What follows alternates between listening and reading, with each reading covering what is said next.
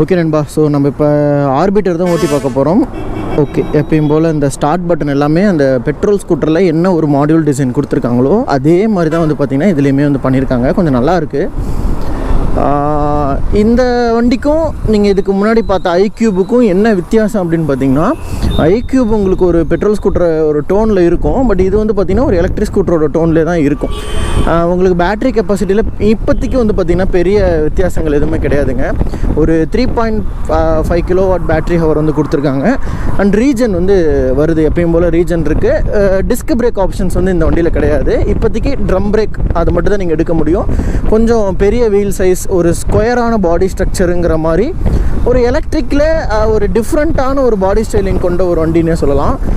Plus ஒரு triples அடிக்கிற அளவுக்கு ஒரு பெரிய சீட் ஸ்டோரேஜ் சீட்டு அண்ட் சீட்டோட ஸ்டோரேஜுமே அந்தளவுக்கு நல்லா பெருசுங்க. ஃபாஸ்ட் சார்ஜிங் ஆப்ஷன்ஸ் வந்து கிடையாது. பட் இருந்தாலும் ஆக்சுவலாக கொடுக்குற அந்த ஒரு சார்ஜரே வந்து பார்த்திங்கன்னா நமக்கு நல்லா ஃபாஸ்ட்டாகவே வந்து சார்ஜ் ஆகும் அப்படின்றதையுமே வந்து மெஷர் சொல்லியிருக்காங்க. ஸோ இதெல்லாம் வந்து எனக்கு ஓரளவுக்கு நல்ல பாசிட்டிவான பாயிண்ட்ஸாக தோணுது இந்த வண்டியில். அண்டு ஓட்ட பிடிக்கவும் நல்லா இருக்குது, வண்டி நல்லா இருக்குது. ஓட்டுறதுக்குமே வந்து பார்த்திங்கன்னா ஒரு எனக்கு ஃபீல் அப்படின்னு பார்க்குறப்போ இது எனக்கு டிவிஎஸில் அந்த ஐக்யூப் இருக்குது இல்லையா, அந்த வண்டியோட அதே ஃபீல் தான் வருது. கொஞ்சம் டாலராக இருக்குது, கொஞ்சம் அந்த ஹேண்டில் பாரம் கொஞ்சம் வைடராக இருக்குது. பார்த்தா இந்த விண்ட்ஷீல்டு அது இதெல்லாம் கொடுத்து கொஞ்சம் இன்னுமே அந்த ஒரு அட்வான்ஸர் டைப்புக்கு கொண்டு வந்திருக்காங்க வண்டியை. அது இன்னுமே நல்லாயிருக்கு. ஈக்கோவை பொறுத்த வரைக்கும் சிட்டிக்குள்ளே ஒரு 45லேருந்து ஒரு 50 வரைக்கும் நீங்கள் வந்து ஸ்பீடு போக முடியுது. சிட்டி மோடு சேஞ்ச் பண்ணிங்க அப்படின்னா இன்னுமே அந்த ஆக்சலரேஷன்ஸ் எல்லாமே கொஞ்சம் குயிக்கராக இருக்க மாதிரி ஃபீல் ஆகுது. அதில் ஒரு 65லேருந்து 70 வரைக்கும் நீங்கள் வந்து ஸ்பீடு போகலாம். கம்பெனி வைஸ் வந்து 68 வந்து சொல்லியிருக்காங்க. பட் நீங்கள் வெயிட்டை பொறுத்து உங்களுக்கு மாறுங்க. அது நான் கொஞ்சம் ஸ்பீடு வந்து ஓட்டி காட்டிட்டு தான். ஏன்னா இது வந்து நமக்கு டெஸ்டட் வண்டி தானே, ஸோ நமக்கு நல்லாவே ஓட்டலாம்.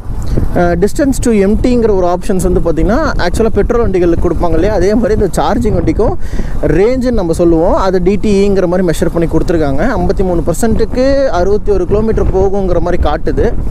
அப்போது கூட்டி கழிச்சு பார்த்திங்கன்னா ஒரு 100%க்கு ஒரு 110லேருந்து ஒரு 115 கிலோமீட்டர் வரைக்கும் நீங்கள் வந்து ரேஞ்ச் கொடுக்கும் இந்த வண்டி. ஈக்கோவில் ஓட்டினீங்க அப்படின்னா நான் மோடை சேஞ்ச் பண்ணுறேன், ஜஸ்ட் அப்படியே மோட் பட்டனை மட்டும் ப்ரெஸ் பண்ணால் போதும். மோடை சேஞ்ச் பண்ணோன்னையும் எனக்கு டிஸ்டன்ஸ் வந்து பார்த்திங்கன்னா 51 காட்டுது. ஸோ இந்த வண்டியோட ரேஞ்சு அப்படின்னு நீங்கள் எடுத்துக்கிட்டிங்கன்னா உங்களுக்கு சிட்டி மோடில் ட்ரைவ் பண்ணுறீங்கும்போது உங்களுக்கு ஆக்சலரேஷன் நல்லாயிருக்கு. அட் த சேம் டைம் வண்டியோட அந்த ஸ்பீடு எடுக்கிறது, அந்த வண்டி வந்து சடனாக அந்த ஒரு பிக்கப் இன்க்ரீஸ் ஆகுறது, இந்த மாதிரி எலக்ட்ரிக் மோட்டர் கொஞ்சம் அதோடைய அந்த விஷயங்கள் எல்லாமே ஆக்சுவலாக பண்ணுது, நல்லாயிருக்கு. கொஞ்சம் வேறு என்ன அப்படின்னு பார்த்திங்கன்னா நமக்கு அதை ரேஞ்சை நான் பற்றி சொல்லிடுறேன் இல்லையா. சிட்டி மோடில் உங்களுக்கு வந்து கிட்டத்தட்ட ஒரு 100லேருந்து 105 கிலோமீட்டர்ஸ் உங்களுக்கு வந்து ரேஞ்ச் கிடைக்கலாம் இந்த 3.5 கிலோவாட் ஹவர். அதே மாதிரி கொஞ்சம் அந்த நமக்கு நார்மலாக இப்போ உதாரணத்துக்கு ஓகே எம்டி ரோடு கிடச்சிருச்சு, கொஞ்சம் அழுத்தி பார்ப்போம். சிட்டி மோடில் நான் ஃபுல்லாக முறுக்கிட்டேங்க. எனக்கு என்னோடய வெயிட்டு கொஞ்சம் வெயிட்டு தான், நான் வந்து ஆல்மோஸ்ட் 95 kgs கிட்ட வெயிட் இருப்பேன். என்னோடய வெயிட்டை வச்சு கிட்டத்தட்ட எவ்வளோ ஸ்பீட் போகுதுன்றதை வந்து பார்ப்போம். 65 வரைக்கும் 66 வந்து இப்போ போயிருக்குங்க. 66 ஓகே 66 அதுக்கு மேலே மூவ் ஆகலை. 66லேயே ரொம்ப நேரம் நின்றுச்சு. ஸோ 66 வந்து வெயிட் வந்து போகுது. என்னோடய வெயிட்டுக்கு அந்த ஸ்பீடு வந்து 66 போகுது. நீங்கள் ஒரு ஆவரேஜாக ஒரு 70 கிலோ 60 கிலோ இருக்க ஆள், மெயினாக லேடிஸ் ஒரு 55 45 இருந்தீங்கன்னா உங்களுக்குலாம் 70 ஸ்பீடு அட்டகாசமாக டச் ஆயிடும் எனக்கு தெரிஞ்சு. பேட்ரி வண்டியில் ஒரு அட்வான்டேஜ் என்னென்னா சத்தமே இருக்காது, ரொம்ப அப்படியே சைலண்ட்டாக இருக்கும். இந்த வண்டியோட சவுண்டு கேட்க பிடிக்காதவங்க, அதே மாதிரி டெய்லி சிட்டி யூஸ் பண்ணுறவங்க, உங்களுக்கு வந்து சிட்டிக்குள்ளே தான் உங்களுக்கு மோஸ்ட் ஆஃப் த டிரைவிங் உங்களுக்கு வந்து இருக்கும். அண்டு வீட்டு யூஸ்க்கு ஒரு வண்டி வேணும் அப்படின்னா நீங்கள் ரெகுலராக, அதாவது ஒரு எலக்ட்ரிக் வண்டியில் நீங்கள் என்றைக்காக இருந்தாலும் ஒன்று புரிஞ்சுக்கோங்க, நீங்கள் ரெகுலராக ஓட்டுற ஒரு ஆளாக இருக்கணும். ஜஸ்ட் நான் வாரத்துக்கு ஒரு 2 தடவை தாங்க வண்டி எடுப்பேன் அப்படின்ற ஆளுக்கு நீங்கள் பேட்டரியில் வச்சு உங்களுக்கு அதில் வந்து இன்கம் ஜென்ரேட் பண்ண முடியாது. நீங்கள் பெட்ரோல் வண்டியே எடுத்துக்கலாம். பட் எனக்கு வந்து டெய்லி இப்போ இந்த வண்டி வந்து ஒரு 100 ரேஞ்ச் கொடுக்குதுன்னு வச்சுக்கோங்க உதாரணத்துக்கு. எனக்கு டெய்லி உங்களுக்கு அப் அண்ட் டவுன் ஒரு 80 கிலோமீட்டர்ஸ்லேருந்து ஒரு 90 கிலோமீட்டர்ஸ் வந்து உங்களுக்கு போயிட்டு வர வேண்டிய நிலைமை வந்து இருக்குது. அட் த சேம் டைம் நீங்கள் எவ்வளோ தான் மைலேஜ் பைக்குக்குமே போனாலும் நீங்கள் ஒரு நாளைக்கு 100 ரூபாய்க்கு பெட்ரோல் போட வேண்டியது வரும். அப்போ ஒரு மாதத்துக்கு 3000 ரூபாய்க்கு நீங்கள் பெட்ரோல் போடுவீங்க. வண்டியோட ஆன் ரோட் படி இன்றைக்கி ஒரு மைலேஜ் தரக்கூடிய வண்டி உதாரணத்துக்கு ஒரு 60 கிலோமீட்டர் மைலேஜ் ஆவரேஜாக தரக்கூடிய ஒரு ஸ்ப்ளெண்டரே எடுத்துக்கிட்டாலும் வண்டியோட ஆன் ரோட் காஸ்ட் இன்றைக்கி 1 lakh கிட்ட வருதுங்க. 1,05,000 வரும் உங்களுக்கு நார்மல் வேரியண்ட்டு.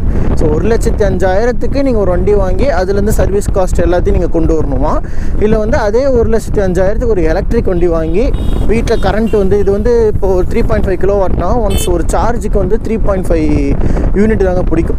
அப்படி மந்த்லி நீங்கள் கணக்கு போட்டிங்கனாலே எவ்வளோ வருது உங்களுக்கு வந்து 10 நாளைக்கு 35 யூனிட்டு. ஸோ 30 நாளைக்கு உங்களுக்கு கிட்டத்தட்ட அந்த 100 யூனிட் கரண்ட்டுங்கிறது ஃப்ரீயாக இருக்கிறவங்க வீட்டு கரண்ட்டில் இருக்கவங்களுக்கோ இல்லை நீங்கள் கரண்ட் படமே கட்டினாலும் வீட்டு யூனிட்டுக்கு 8 ரூபா தான் வருது.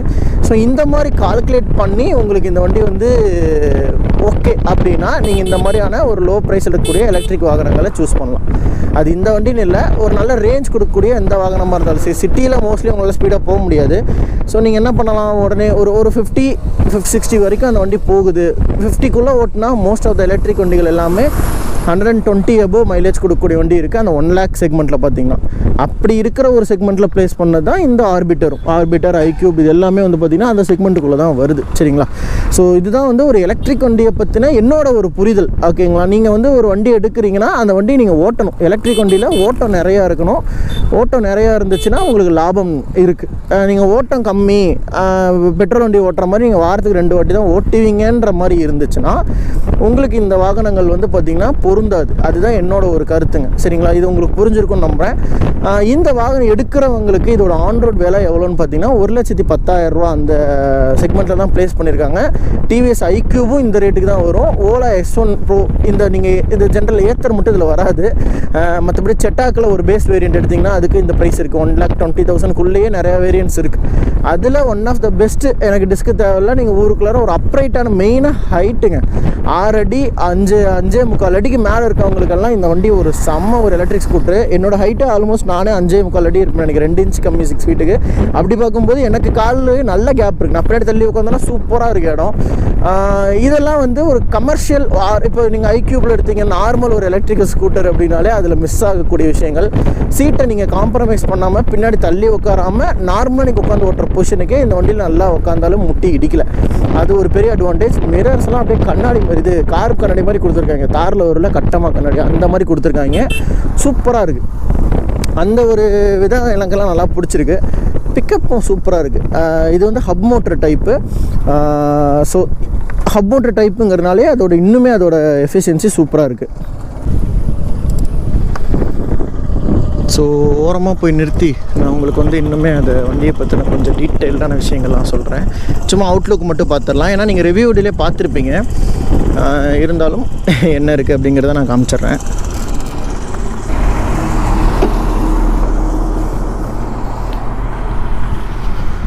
பைக்கோட அவுட்லுக்குன்னு பார்க்குறப்போ அந்த ஒரு கலர் நல்லா இருக்குது. லெமன் க்ரீன் கலரும் ஒரு மாதிரி வயலட் கலர் ப்ளூங்கிற மாதிரி ஒரு மாதிரி கொடுத்துருக்காங்க. ரொம்பவே நல்லா இருக்குது பார்க்குறதுக்கு. அந்த வண்டி ரொம்ப டாலரான ஒரு வண்டி. நான் சொன்னேன் இல்லைங்களா, ஹைட்டு அதிகமாக இருக்கவங்களுக்குலாம் இது உண்மையுமே சூப்பராக இருக்கும். அண்ட் அந்த டிசைனுமே வந்து பார்த்திங்கன்னா ரொம்ப நல்லா அந்த பாக்ஸி ஷேப்பில் வந்து கொடுத்துருக்காங்க. முக்கியமாக அந்த பேட்டரியோட பேக் அந்த சைஸுமே வந்து பெருசாக பண்ணியிருக்காங்க. மேபி ஃப்யூச்சரில் உங்களுக்கு ஒரு பெரிய பேட்டரி பேக்கை போடக்கூட இந்த வண்டி வந்து வரலாம். இன்னுமே அந்த டச் ஸ்க்ரீனு நிறைய ஃபியூச்சர்ஸ்லாம் ஆட் பண்ணி கூட கொடுக்கலாம். ஏன்னா என்டார்க்கில் இப்போ 150ங்கிற அந்த செக்மெண்ட் இருக்குது, ரொம்ப பெருசாக ஹியூஜாக இருக்கு இல்லையா, அந்த டிசைனை கூட மேக் பண்ணி இந்த வண்டி வந்து கொண்டு வரலாம். க்ரூஸ் கண்ட்ரோலுங்கிற ஆப்ஷன்ஸ் கூட இருக்குது. நம்ம ரோட்டில் ஓட்டி பார்க்கும்போது அந்த க்ரூஸ் கண்ட்ரோல் எப்படி இருக்குது அப்படிங்கிறத நான் சொல்கிறேன். சும்மா சின்னதாக ஒரு யூனிட் தான் வந்து பார்க்குறோம்.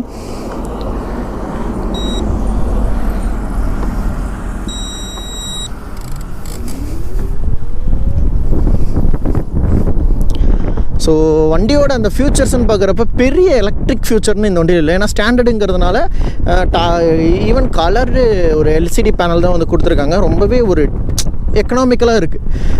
நிறையா காஸ்ட் விஷயங்கள் அந்த மாதிரிலாம் எதுக்குமே இல்லாமல் ரொம்ப பேஸாக வந்து கொடுத்துருக்கிறதுமே ரொம்ப நல்லா இருக்குது. ஸோ இந்த வண்டியோட ரைட் ரிவ்யூ அப்படின்னு பார்க்கும்போது ரொம்ப அந்த ஒரு எனக்கு பிடிச்ச விஷயங்கள் என்னென்னா எலக்ட்ரிக்கல் ஃபீச்சர்ஸ் பெருசாக எதுவுமே இல்லை. அண்ட் அதே மாதிரி க்ரூஸ் கண்ட்ரோல் இருக்குது. இப்போ க்ரூஸ் கண்ட்ரோல் இருக்குது இல்லையா, அழுத்தி பார்க்கலாம். Cruise ready.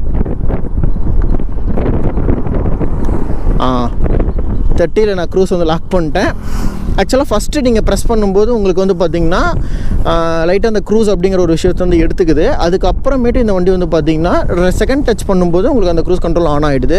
அந்த 30 km ஸ்பீட் நான் வந்து என்னன்றேன் இன்னும் கொஞ்சம் முறுக்கும்போது க்ரூஸ் கண்ட்ரோல் ஆஃப் ஆகிடுச்சு. ஸோ க்ரூஸ் கண்ட்ரோல் இப்படி தான் ஒர்க் ஆகும். க்ரூஸ் கண்ட்ரோல் எதுக்குன்னா நீங்கள் ஒரு ஹைவேல போயிட்டுருக்கீங்க, கையில் அப்படி முறுக்கியே பிடிச்சிட்ருக்க முடியல, கொஞ்சம் கம்ஃபர்டபுளாக இல்லை அப்படின்னா ஜஸ்ட்டு நீங்கள் வந்து முறுக்கும்போது இப்போது என்ன ஸ்பீடு ஒரு 45 ஸ்பீடு போகிறீங்க, இப்போ 40 போகிறீங்க, இதில் டிராஃபிக்கில் போகிறீங்க, ஒரு 30 போகிறீங்க, அதுலேயே வண்டி மெயின்டைன் ஆகும். ஒரு 10 கிலோமீட்டருக்கு அப்படியே நீங்கள் கொஞ்சம் ரெஸ்ட் எடுத்துக்கலாம், கைக்கு ரெஸ்ட் எடுத்துக்கலாம். அதுதான் நம்ம ரெஸ்ட் எடுத்துக்கிறது இல்லை. இந்த மாதிரி விஷயங்கள் க்ரூஸ் ரெடி. டபுள் கிளிக் பண்ணால் இப்போ 38 கிலோமீட்டரில் எனக்கு வந்து வண்டி போகுதா. நான் இப்போ போயிட்டுருக்கேன். வண்டி வந்து நான் முறுக்க கிடையாது, வண்டி வந்து அது பாட்டுக்கு போயிட்டுருக்கு. இப்போ இந்த ஸ்பீடு எனக்கு போதும் அப்படின்னா நான் இதுலேயுமே வண்டி அப்படியே மெயின்டைன் ஆகி போயிட்டுருக்கோம். ஏறாது இறங்கவும் செய்யாது.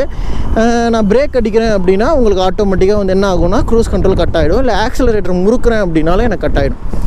இதுதான் வந்து க்ரூஸ் கண்ட்ரோல் ஒரு ஆப்ஷன்ஸு. இன்னுமே ஒரு நல்ல ஃபியூச்சர் தாங்க. நீங்கள் மோஸ்ட்லி இப்போ வரக்கூடிய எல்லா எலக்ட்ரிக் வாகனங்களுக்குமே இந்த க்ரூஸ் கண்ட்ரோல் அப்படிங்கிற விஷயங்கள் வந்து இருக்குது. ஜஸ்ட் நான் இப்போ முறுக்கணுனையுமே எனக்கு வந்து என்ன ஆகிடும், க்ரூஸ் கண்ட்ரோல் கட் ஆகிட்டு நான் என்ன ஸ்பீட் போகிறேனோ அந்த ஸ்பீடில் எனக்கு அப்படியே மெயின்டைன் ஆகும். ஸோ இந்த விஷயங்கள் எல்லாமே ரொம்ப நல்லாயிருக்கும் இந்த வண்டிக்கு. ஸோ உங்களுக்கு ஆல்மோஸ்ட் இந்த வீடியோ வந்து பிடிச்சிருக்கும் நம்புகிறேன். இதோட ப்ரைஸ் ரேஞ்ச் உங்களுக்கு 1,13,000 அந்த ரேஞ்ச் வந்து வருது. ஏன்னா ஒரே ஒரு மாடல் தான் இருக்குது. இது 2 மாடல் வரும்போது உங்களுக்கு வேணால் அதிகமாகலாம்.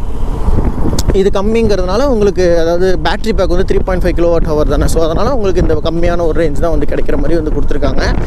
சர்வீஸ் குவாலிட்டின்னு பார்க்கும்போது டிவிஎஸில் மற்ற பிராண்ட்ஸ் எல்லாம் கம்பேர் பண்ணும்போது நல்லா இருக்குது. இப்படி தான் நான் சொல்லணும். ரொம்ப நல்லா இருக்குன்னு சொல்ல முடியலைங்க. மற்ற பிராண்டுகள் எல்லாம் நீங்கள் பார்க்கும்போது இந்த வாகனத்தோட அந்த ஒரு சர்வீஸ் விஷயங்கள் நல்லா இருக்குது. அதனால தான் டிவிஎஸில் இப்போ வரக்கூடிய வண்டிகள்லாம் பார்த்தீங்கன்னா உங்களுக்கு சென்சார் பேஸ்டு எந்த மாடலுமே வராது. எல்லாம் ஒன்று அப்படியே கண்ட்ரோல் பண்ணி உங்களுக்கு அந்த இப்போ இதெல்லாம் பார்த்தீங்கன்னா உங்களுக்கு எதுவுமே கிடையாது. 3 யூனிட் தான். ஒன்று க்ரூஸ் கண்ட்ரோல், அது பேசிக்காக என்ன வண்டி எடுத்தாலுமே அதுலேருந்து வரும். இதுலேயுமே வந்து பார்த்திங்கன்னா உங்களுக்கு அதே தான். ஸோ இந்த மாதிரி உங்களுக்கு ரொம்பவே நார்மலாக இருக்கக்கூடிய விஷயங்கள்லாம் வந்து கொடுத்துருக்காங்க.